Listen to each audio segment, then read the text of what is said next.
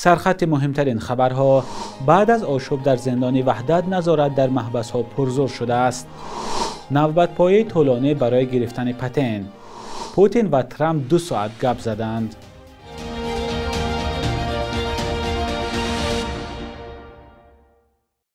درود بینندگان عزیز، با تازه ترین خبرها در خدمت شما هستیم. امروز 13 فوریه سال 2025 است.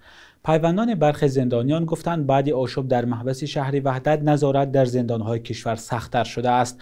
مقامات در این باره رسما چیزی نگفتند. والدین 2 محبوس با شرط فاش نشدن نامشان به رادیوی آزادی گفتند بعد حادثه در وحدت با فرزندانشان در زندان واخورده نمیتوانند. یکی از این همصحبت‌های ما گفت فرزندش در یک زنگ کوتاه تلفنی به او گفته است نظارت پرزور شده است و بهتر است فعلا به واخوری نآیند. پدر یک محبوس دیگر گفت امیدوار است که هر چه زودتر وضعیت در زندانها به حالت مقرری برمیگردد و باز فرزندانشان را میبینند.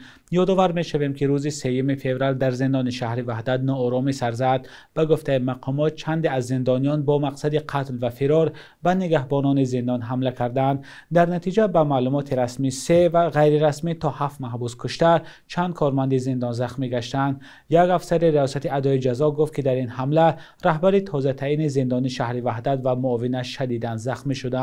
مقامات در این باره شرح زیاد نمیدهند. منابع رادیوی آزادی گفتند مفتشان دادستانی کل حادثه را تحقیق دارند. مهاجران تاجیک در روسیه شکایت دارند که بعد 5 فوریه نوبت‌پایی برای درست کردن حجت‌ها و گرفتن پتن در روسیه زیاد شده است. روز 5 فوریه در روسیه رویخط شهروندان خارجی فعال شد که قانون شکنی کردند. به این مهاجران تا ماه اپریل سال روان مهلت دادند که حجت‌های خود را درست کنند. در نوارهای فرستاده مهاجران از شهرهای مسکو و سنت پترزبورگ دیده می شود که انبوه زیادی آدمان در نزد اداره مهاجرت جمع شدند و گفته یک مهاجر مجبورند که از ساعت 2-3 شب نوبت گیرند. این مهاجر بر رادیوی آزادی نوشته است که کارمندان اداره مهاجرت سنت پترزبورگ در 3 ساعت فقط 15 نفر را قبول میکنند. بر اساس یک فرمان ولادیمیر پوتین، مهاجرانی که تا ماه اپریل امسال کار و بودوباش خود را در روسیه قانونی نمیکنند از این کشور اخراج خواهند شد.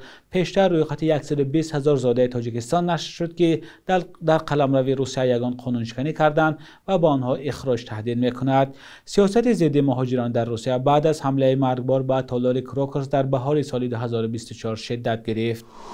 ریاست کارهای داخلی شهر دوشنبه از بازداشت جوان خبر داد که با تهدید به آبرو کردن از دختران پول میگرفته است.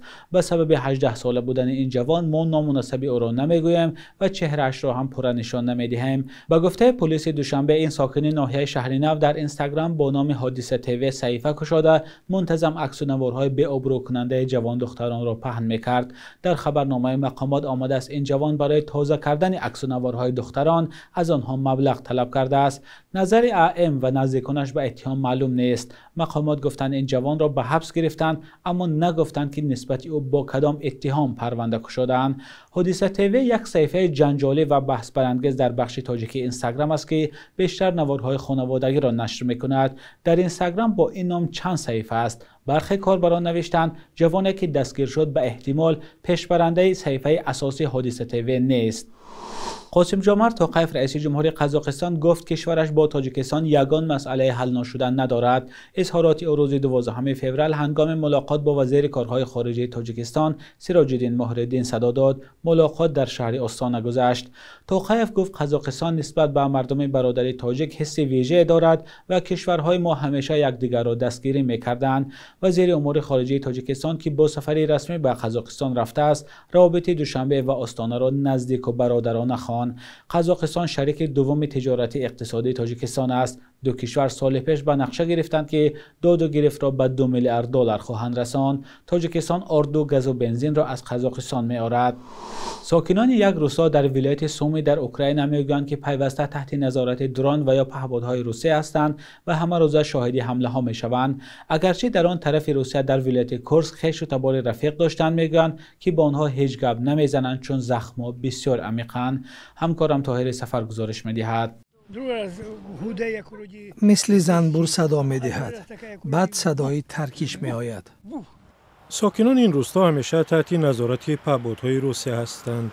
در نزدیکی ولایت کورسک واقع است که نیروهای اوکراین سال 2024 به آن حمله کردند.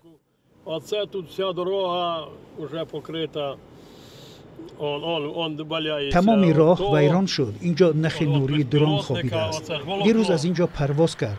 آن زن شاهد هم بود. اندک آسیب دید. بله دیدم پرواز میکرد. بله در پسش نخ داشت. بعد آن اندکی مشکلی شنوایی پیدا کردم.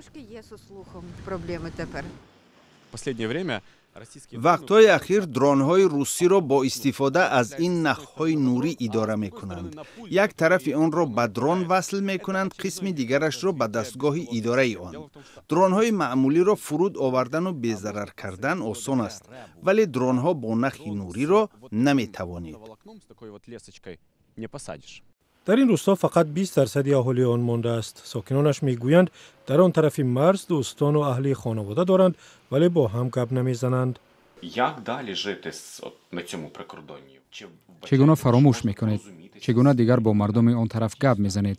اگر انسانیم، مخلوق و یا حیوان نیستیم، ولی گپ میزنیم. ولی نمیدانم چگونه. زخمها بسیار عمیقند. این تنوره در باغ یوری عاقبتی ترکشی بمبی روسیه است. به نظر من برای صلح صدها سال لازم می شود. اینقدر مردم جان داد. وقتی اوکراین مستقل شد اگر می پرسیدند مخالف پیوستن به ناتو رای می دادم. امروز با دل و جان به طرفداری ناتو آواز می دهم.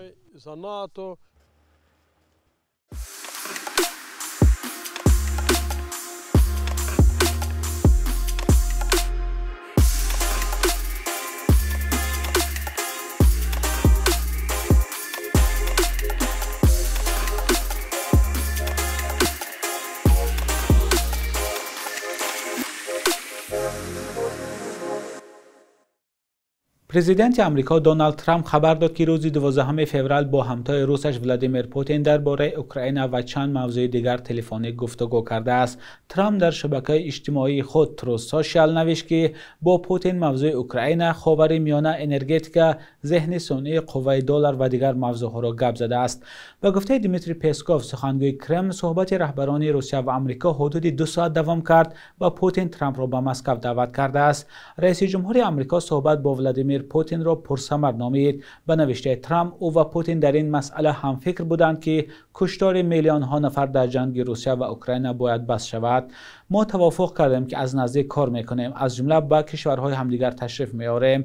ما همچنین به سازش رسیدیم که هیئت‌های ما مذاکرات را فوراً آغاز کنند. ما کار را از آن سر میکنیم که من به پرزیدنت اوکراین زنگ میزنم و درباره این گفتگو خبر میدهم، نوشته است دونالد ترامپ.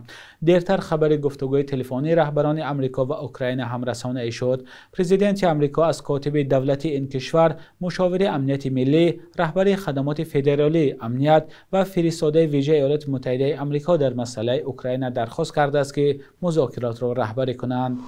بخش یک روز تاریخ است که مهمترین تحولات تاریخی در روز 13 فوریه را فرا می‌گیرد.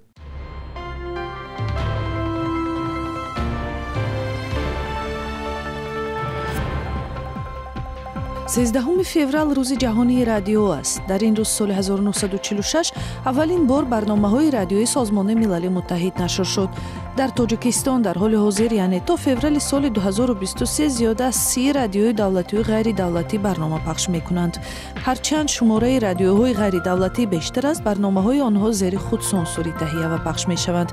اکثر آنها تفریحی اند. رادیو آزادی یک شبکه مستقل اطلاعاتی هم در موج‌های کوتاه و شبکه اینترنت برای تاجیکستانی‌ها برنامه‌های رادیویی خود را تقدیم می‌کند.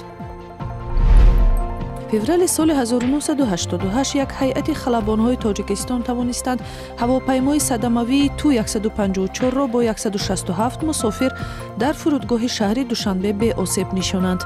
هواپیمایی که از مسکو به سمت تاجیکستان پرواز می‌کرد با مشکل گیدر سیستم و هم به جای خود برگشتن شاسی یا پای ستون‌های هواپیما روبرو شد. با تصمیم مسئولان و متخصصان ساحه هوانوردی، تیم خلبان‌ها به رهبری ولادیمیر گیرو، پیلوت دوم اعظم رحیم فتیگرها بعد 4 ساعت پرواز در فضای دوشنبه نهایت هواپیما را به آسیب در روی زمین آب شسته دوشنبه نشاندند. 13 فوریه سال 2009 در سن 63 سالگی جهان پهلوان سید مومن رحیموف درگذشت. رحیموف ماه سپتامبر سال 1975 در مسابقه قهرمانی جهان اوید به گشتی سامبو در شهر مینسک بلاروس در رقابت‌ها در وزن 100 کیلو بر همه رقیبانش پیروز شده به عنوان قهرمان جهان سرفراز شد. شبانه روز اخیر قرب روبل روسی در برابر اسعار ملی سامانه کمی بالا رفته. ارزش دلار آمریکایی باشد به تغییر است. صبح امروز در بانک تجارتی تاجیکستان 1000 روبل روسی تا 117 سامان ارزش دارد. 100 دلار آمریکایی باشد به 1085 سامان برابر است. قرب رسمی بانک ملی تاجیکستان برای امروز چنین تعیین شده است.